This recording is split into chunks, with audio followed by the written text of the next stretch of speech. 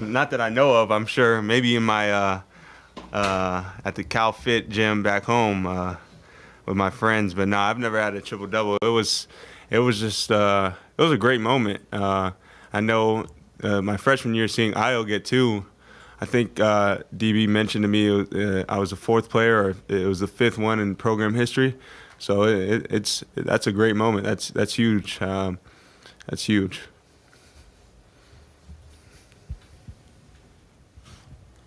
RJ, what was it like seeing Coleman get that? What made him so effective tonight? I mean, he's a great teammate. He knows where to find us. He knows where to chase every single rebound. So I'm really happy for him. That's something that not anybody can do. So I'm very happy for him and very excited to keep going with him during the season and hope he can get many more. Coleman, how aware of like maybe where you stood triple-double wise were you?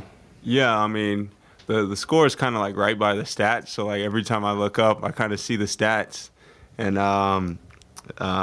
first half, I think I saw like 6 rebounds, a couple points, and like 5 assists. So then I was really like, okay, this is possible. I'm definitely gonna play hard. I know I shouldn't be doing that, but play hard and hopefully get a triple double. And it just so happened to come. So yeah. Go ahead, Matt. RJ, how were you able to kind of rebound from your first half where you were in foul trouble and you couldn't play more than 4 minutes and then made an impact in the second 20 minutes?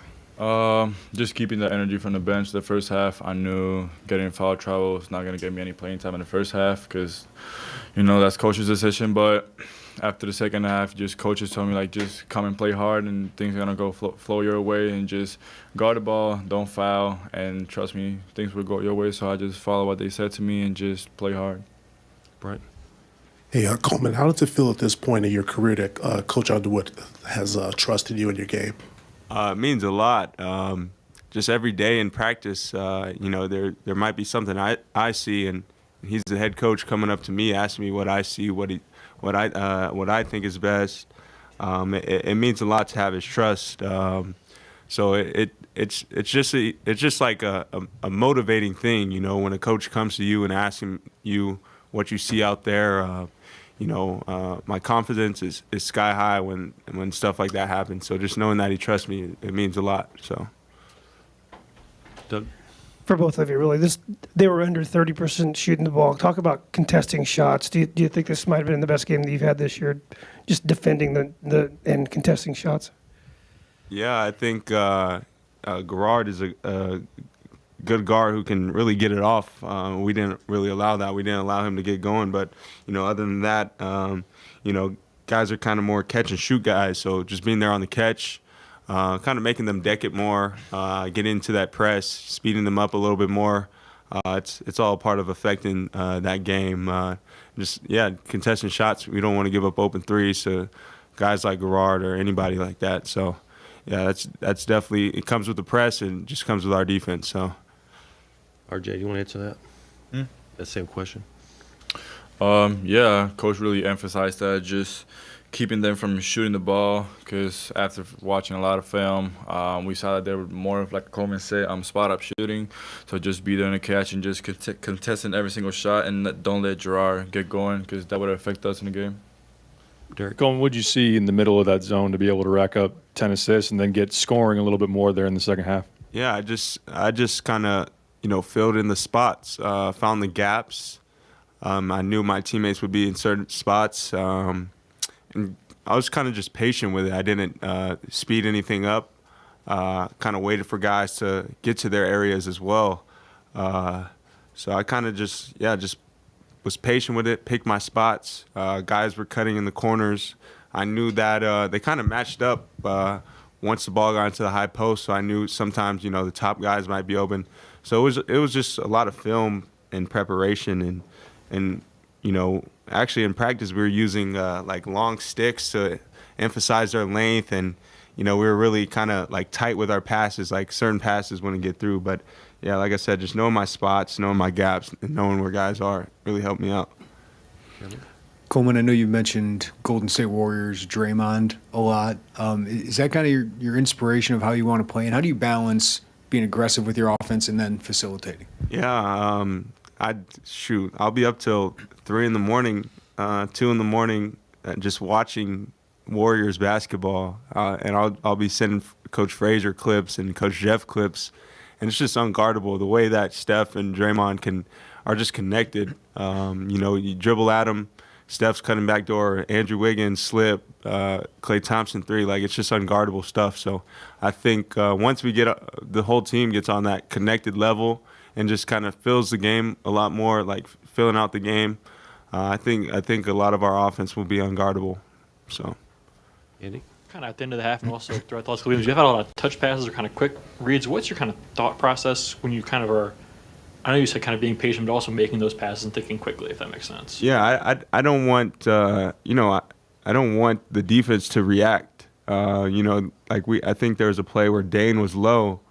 If I catch, pivot, turn, that gives the defense time to react. So I was kind of just making the ball pop. It might not be pop right into a shot, but it's still making the defense move. So trying to just get the ball popping, get the defense moving. That's kind of like the goal in those kind of touch passes. So This is for both of you. Maybe start with you, RJ. Shots weren't falling early, but you guys seem so locked in defensively. What's that a credit to, and what makes you guys so effective defensively? Just executing things that we practice and scouting and practice it before, just making sure that we are following what coaches says and really just playing hard, actually. That's all it takes, not being lazy. Make sure you're locked in every single time we have film, so make sure you know your personnel and all that. So it's just staying locked in and film and all that, I'll say. Scott?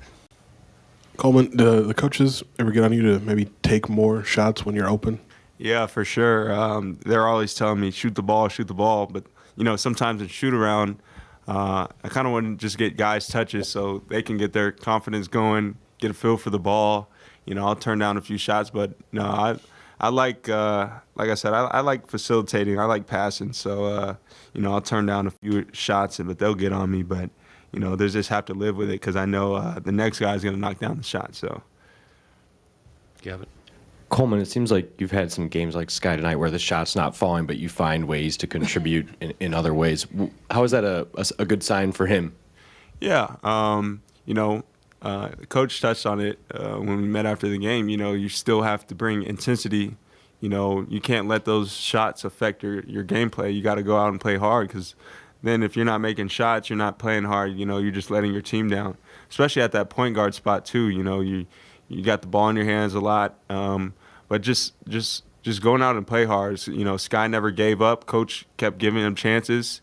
We kept giving him shots. Shots weren't falling, but he didn't let it impact his gameplay. He just kept playing hard and impacted it in different ways. So. Anything else for the players? All right. Thank you, man. Thank you. Thank you.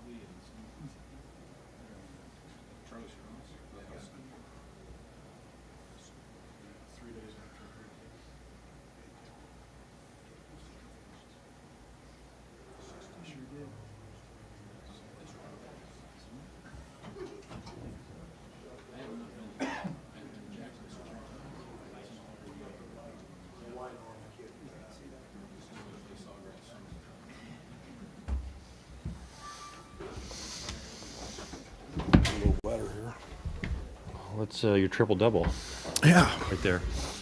he deserves it. We talk a lot about how do you win games when the ball doesn't go in, and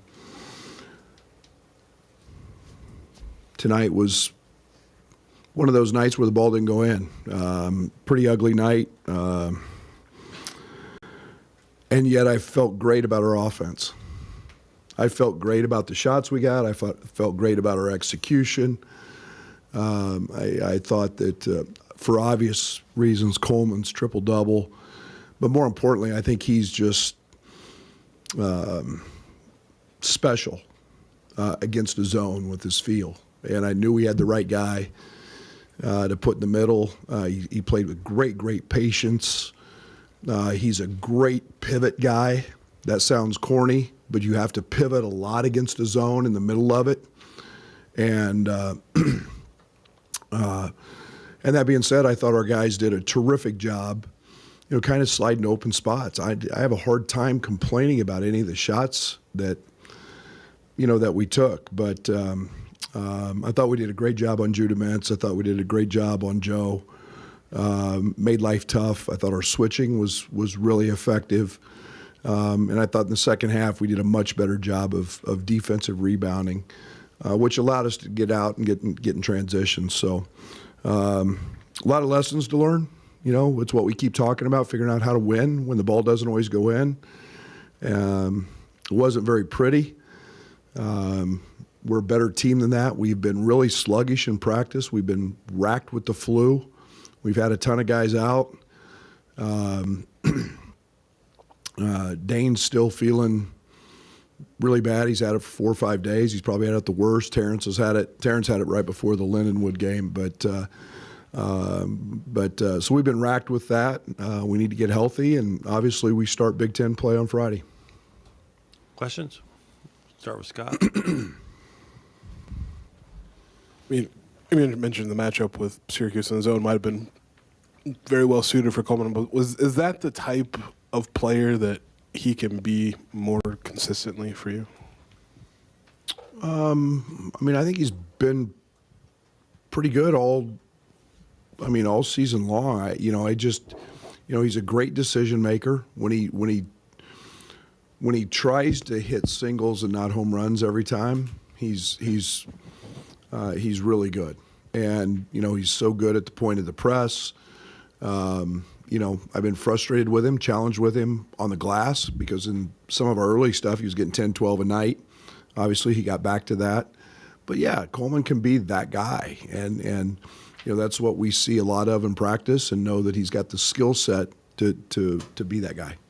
Scott? Assist on 21 of 24 made baskets. Is that because that's how you beat the zone?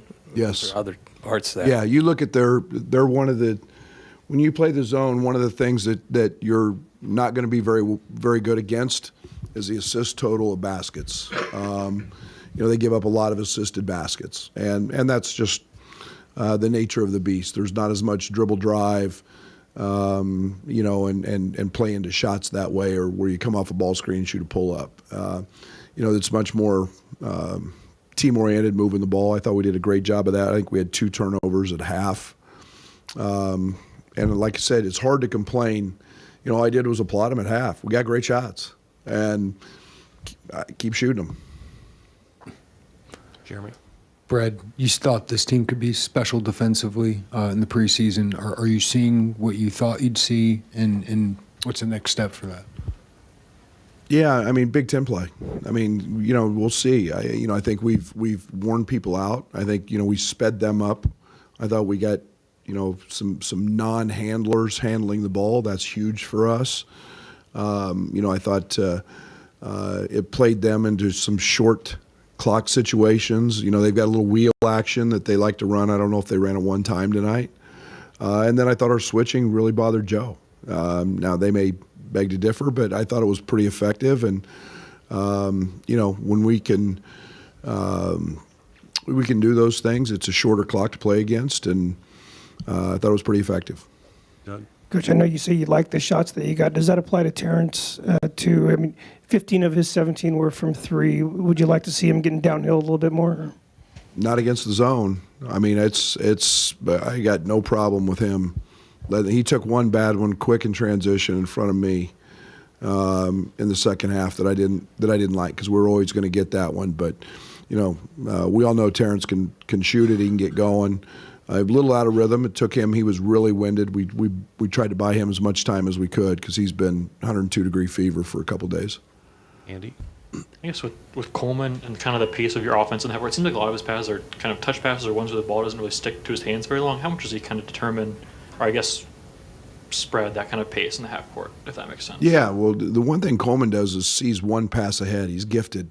There's not a lot of people that have that ability to, just see it. He knows where it's going beforehand, and that's why in our 5-out stuff against man, he's so good. He's a facilitator, and one of the things with Coleman, our team's dialing in on that, is the fact that he sees it. Now we got to make sure his teammates see it as well. But he's very gifted that way.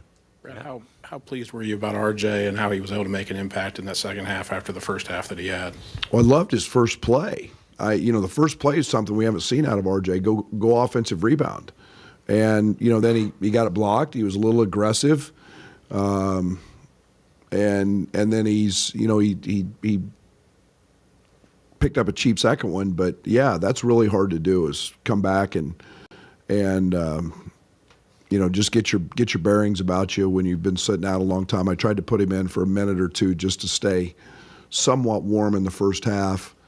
But yeah, it's good to see, because he's starting to play well. In the way back? Last Big Ten ACC Challenge game. How does that kind of affect your non-conference scheduling going forward, knowing that you're going to lose a Power 5 game?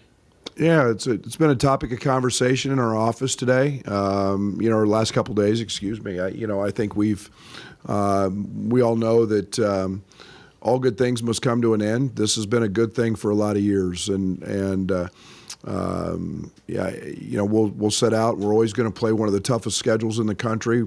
I believe we should play. I'm a big fan of home and homes on campuses, so that our fans get to enjoy this. I think that's one of the beauties of this. We'll set out and go try to find somebody to start a series with, and we'll see how things continue to develop as a lot of things could possibly change over the next few years in our landscape. Brad? Matt Meyer, at the end of the game, I noticed you were giving him, commending him because of him diving on the floor. Is that kind of how winner? Yeah. Winner. He is a winner. He knows all about winning. It doesn't matter the score. It doesn't matter. He made those same plays in the UCLA game. Dove on the floor in a UCLA game. He saved an out-of-bounds pass against the press against UCLA. And good things are coming. I mean, I told him he may have to get his mullet back to get that jump shot to fall, because he's getting great looks and he's making them in practice, and he's working at it. But that's what we brought Matt in here for. I mean, Matt knows how to win. He knows what it takes, and he's done that since high school. Derek? The crowd seemed to be trying to will Coleman to shoot a little more in the middle of that zone. How did you kind of assess his approach there? And he turned it up a little bit more in the second half, aggressively. Yeah, but it was about being patient and making the right reads. Sure, he could have shot probably 30 balls tonight. But again, a smart player knows, let me get my teammates some good looks. And we had a pretty good Colgate against them, put a guy in there who couldn't shoot, and just did a lot of the same things. And again, it's a tribute to Coleman, because he would rather make the pass than the shot. And yet he's a very good shooter. So he's very unselfish that way. And yet when the opportunities were there, I thought in the second half he took some of the right ones. Coach in the back? Brad, 100 wins at Illinois. What does it mean to hit that milestone? Yeah, a lot of really good players, a lot of great coaches, administration who helped us survive early. It doesn't happen. I'm the beneficiary of that. I'm grateful. I've said it many times. I couldn't imagine doing it anyplace else. I love this place. I love our fans. I love the fact that you all care about us enough to write about us and follow us. And, you know, I hope there's 100 more and counting, you know, in the future. I think this program can elevate to levels that we haven't seen yet. There were some hard times, and I don't forget those. You know, I hope the next 100 don't take as long as this one, though. And that's, you know, that means we've sustained a level of success that we didn't have the first 2 years. Right. Coach, you always talk about Coleman and finding that balance between, you know, being a playmaker and also a shooter. How do you think he did tonight in that category? I thought he was great. You know, I thought he, you know, again, I think every scenario is different. And tonight was a night that I thought the game demanded him to facilitate. There's going to be nights when instead of making 9, we're going to make 19 of those shots. And again, we've just been a little bit off. But I think Coleman generates most of those, and we got good looks. So you know, there's nights I got to tell him to, you know, I don't know, one of the early games he didn't shoot, and you know, like that's not acceptable. You know, you can be a bad player by being unselfish, but tonight he was tremendous. Scott. Did you have the sense that this was a team that defensively wouldn't let those missed shots maybe weigh them down? I don't know that. I didn't know that. I mean, we found that out a little bit in, you know, our secret scrimmage. We found that out a little bit in what was the first game we were 1 for, or UMKC, or what was one of those games we were 1 for 18? Yet we still guard. That's all we talk about, though. That's all we. How do we win when you don't make shots? Because it's coming. I can't. We can only get them really good shots. We can't make them for them, and so we better figure out how to win. And I thought we did a solid job on the offensive glass, and then we did that. So I don't know if I had a feeling for that, but that's one of the things we've always tried to do.